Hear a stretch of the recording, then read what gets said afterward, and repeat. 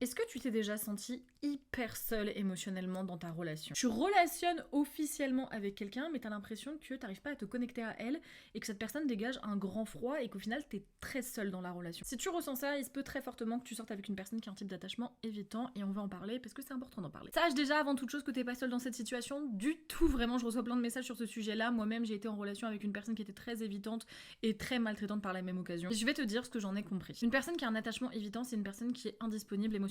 C'est une personne qui n'est pas en mesure d'investir une relation sincère, profonde, sérieuse, intime. C'est une personne qui aimerait pouvoir le faire, qui aimerait pouvoir se connecter à toi, mais qui n'en a pas les ressources, qui n'en est pas capable parce que c'est quelqu'un qui ne l'a pas appris. En fait, quand on t'a pas appris l'amour, c'est très difficile de le reproduire après de toi-même. C'est un énorme apprentissage, en fait, de savoir aimer les gens. Et quand on t'a pas appris ça, et bah c'est difficile de le faire à ton tour. Et c'est sans doute entre autres pour ça que tu te sens seule dans cette relation. En fait, ton partenaire, il est pas capable d'investir cette relation avec toi. Il n'a pas les ressources pour le faire, il n'a pas eu le bon apprentissage et peut-être qu'il n'a pas assez travaillé sur lui et sur ses problèmes d'attachement pour être prêt à relationner de manière intime avec quelqu'un. Et peut-être qu'au début de la relation, il était hyper investi, hyper présent émotionnellement, mais ça n'a pas duré. Pourquoi ça n'a pas duré? Parce qu'au début de votre relation, c'était pas encore forcément trop sérieux et que quand les choses commencent à vraiment se stabiliser, devenir sérieuses, devenir intimes, là ça peut lui faire peur. Et la seule leçon à retenir pour toi, pour ton bien-être mental, c'est que si une personne est indisponible émotionnellement, il vaut mieux pas rester.